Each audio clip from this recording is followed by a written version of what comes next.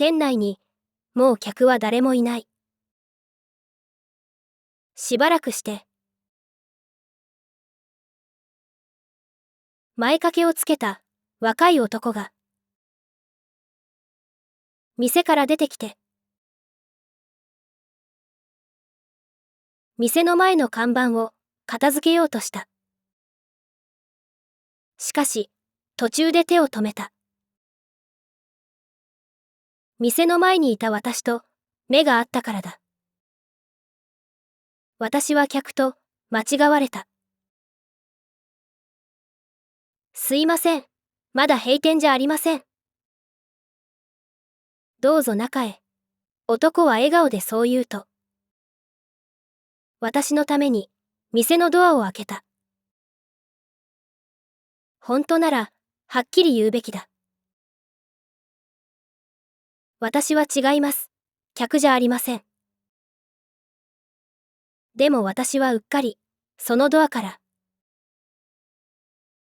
中に入ってしまった。私は未熟な、弱い人間だった。その店内で、カレーライスを食べてしまった後、私は後悔していた。魔が差す、というのは、こういうことなのだと、初めて知った。カレーライスは食べてしまったが、払うお金がない。店の人に、謝るしかない。でも、その勇気が、なかなか出てこない。さっきの若い男が、やってきた。なんだか、申し訳なさそうな、顔をしている。申し訳ないのは、私の方だった。若い男は言った。お客さん、すいません。そろそろ、閉店なんですが。私は、やっとの思いで言った。お金、ないんです。しかし、私の声は、とても小さくて、男には、聞こえなかった。私が、男の方を振り向くと、男は相変わらず、申し訳なさそうに、微笑んでいた。私は再び言った。ごめんなさい。お金、持ってないんです。そしてついでに、頭も下げた。今度は、分かってくれただろうか。私が目を上げると、今度は、若い男の他に、年配の男も、立っていた。つまり私は、逃げられないように、その店の従業員に、取り囲まれてしまっていた。怒られる、と、私は思った。年配の男が言った。お金、ないっていうのは。財布落としたのかい？財布は持っていた。中身が、ないだけだ。だから私は、首を振った。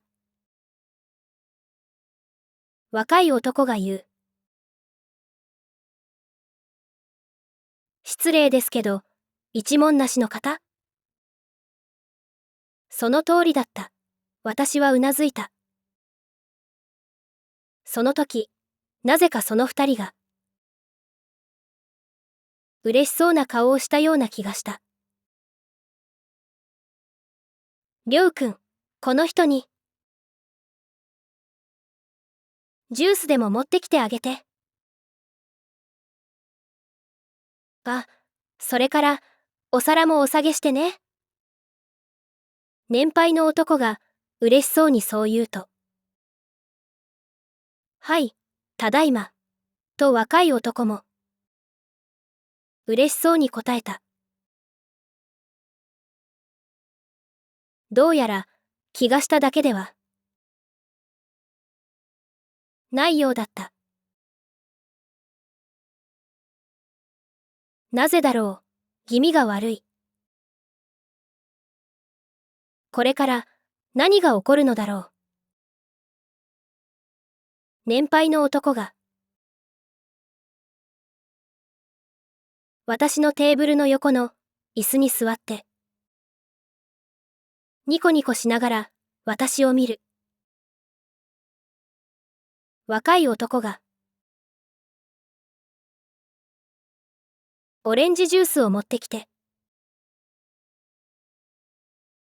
私の前に置く。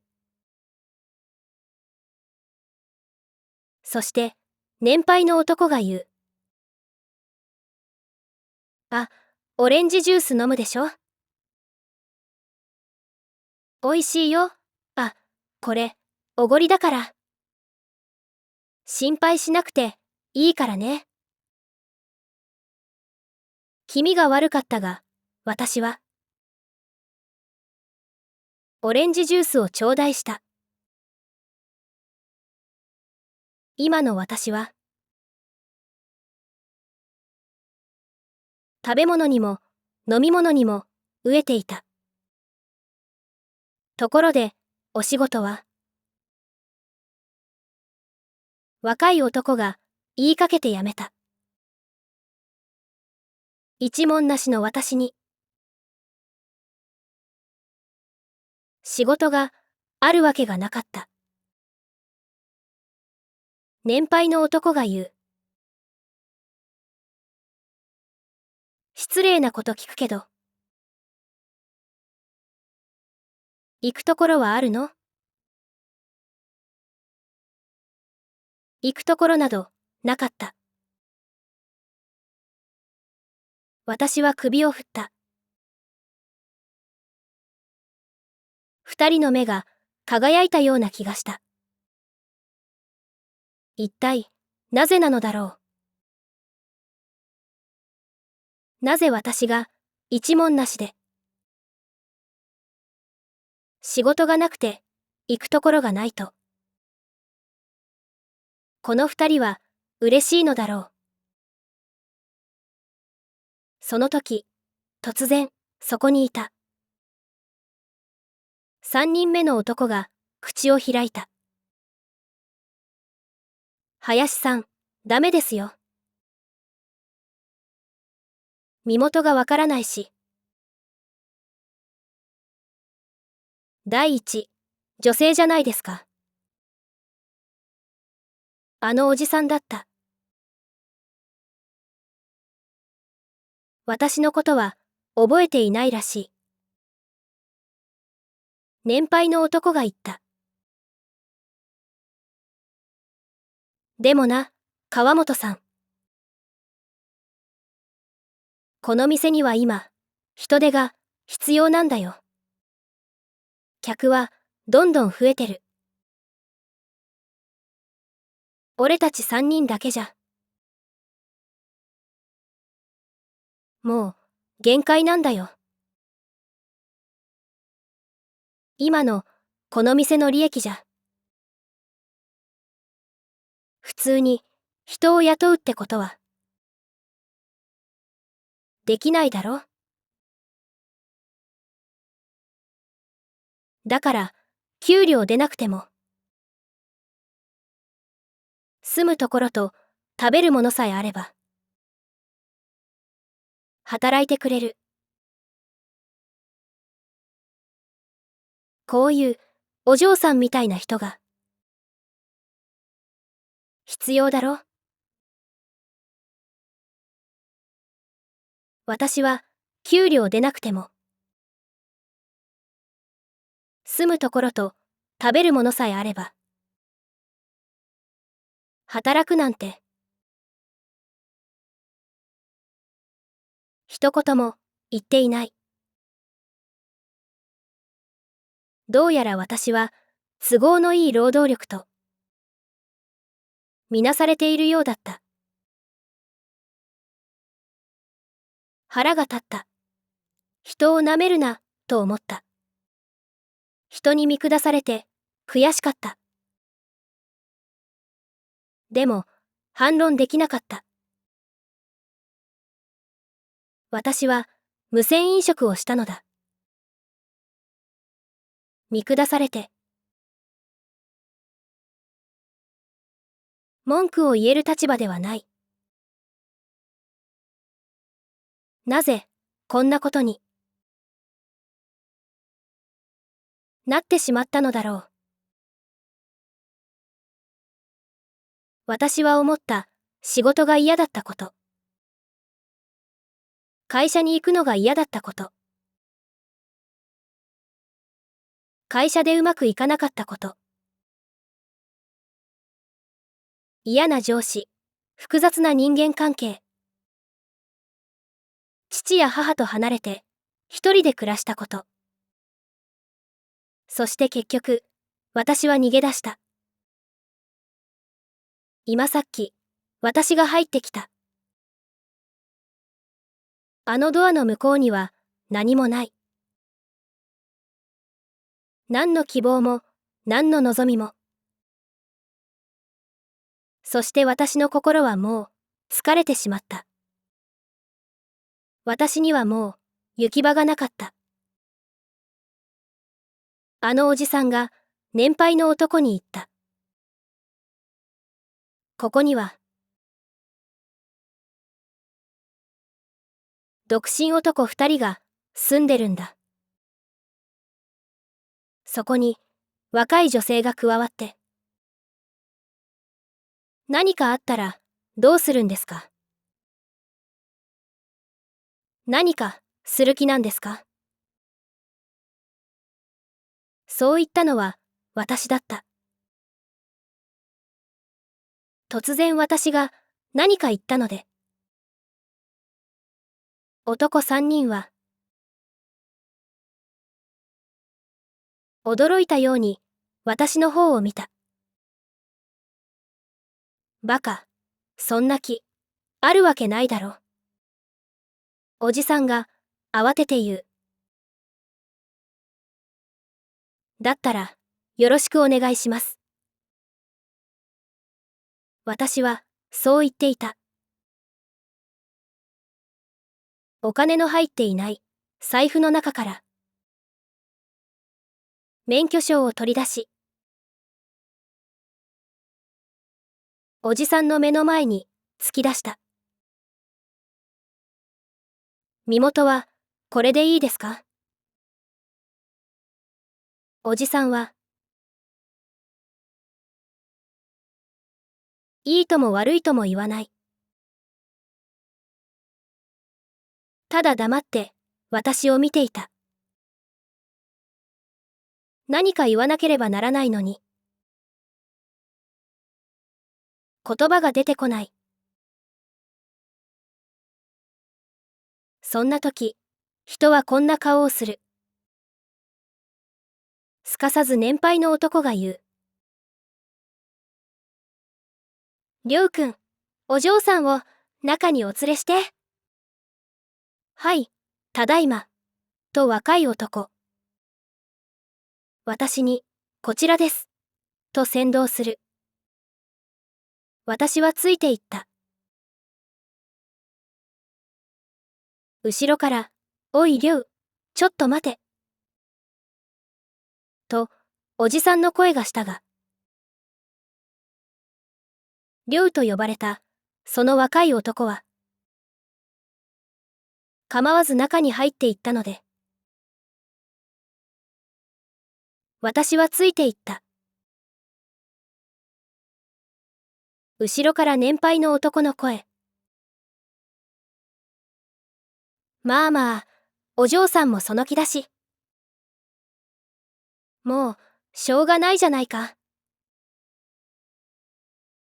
そしておじさんの声。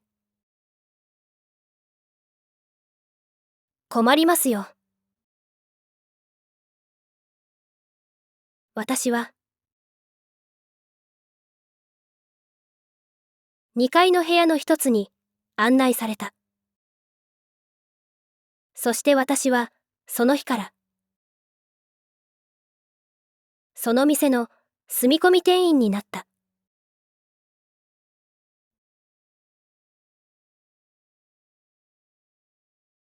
おじさんは、私がいるのは、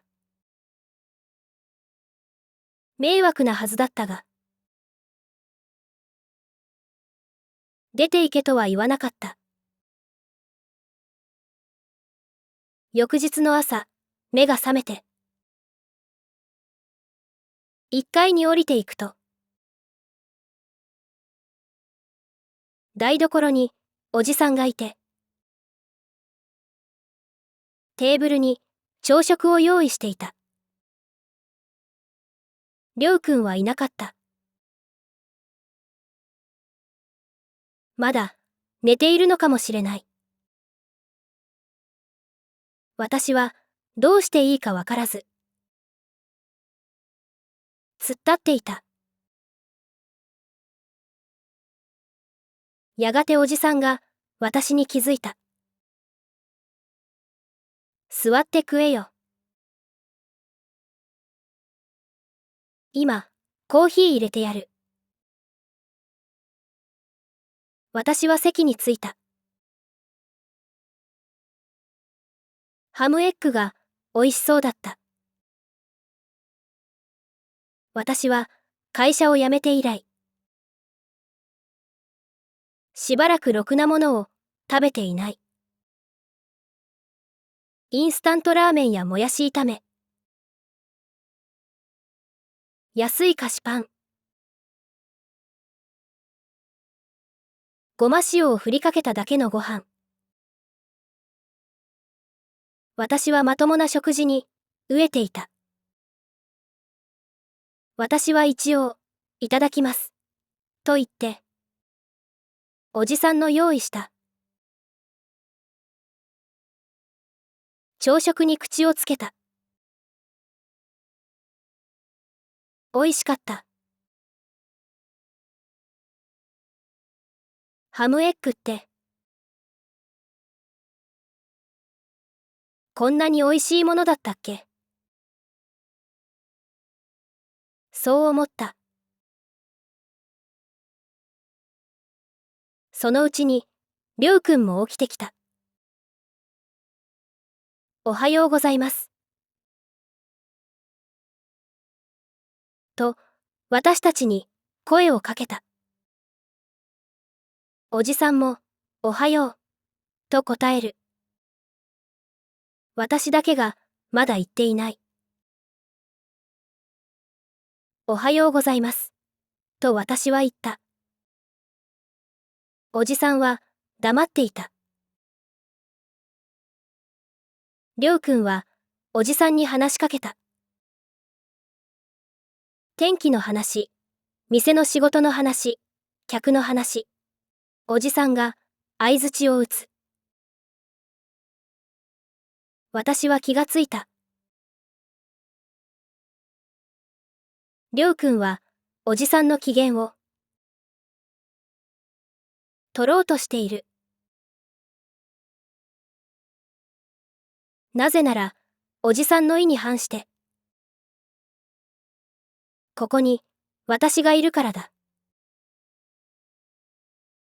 私も、何か言った方が、いいのだろう。しかし、何を言っていいのか。わからない。昨夜、年配の男と、りょうくんが、私をこの店の、新たな労働力にするために。おじさんを押し切ろうとした。二人がおじさんを押し切らなければならなかったのは、おじさんが決定権を持っているからに違いない。そして肝心のおじさんはまだ私をここに置いてくれるとは言っていない。私としては今のところここ以外に行くあてはない。給料は出ないらしいが、ここにいれば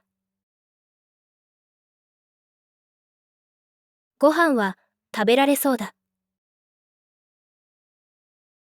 畳の部屋も使わせてもらえる。ハムエッグとトースト。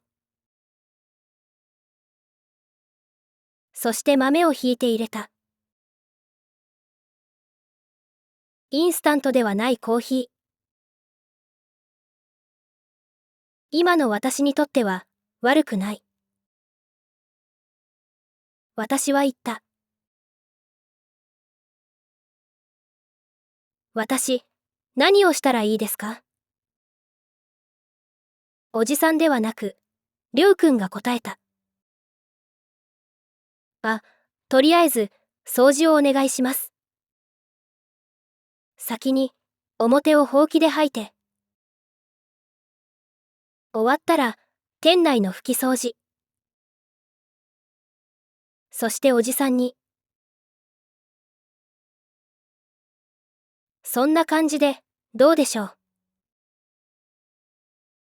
おじさんは、煮え切らない感じで。うなずいた。再生リスト11に続きます。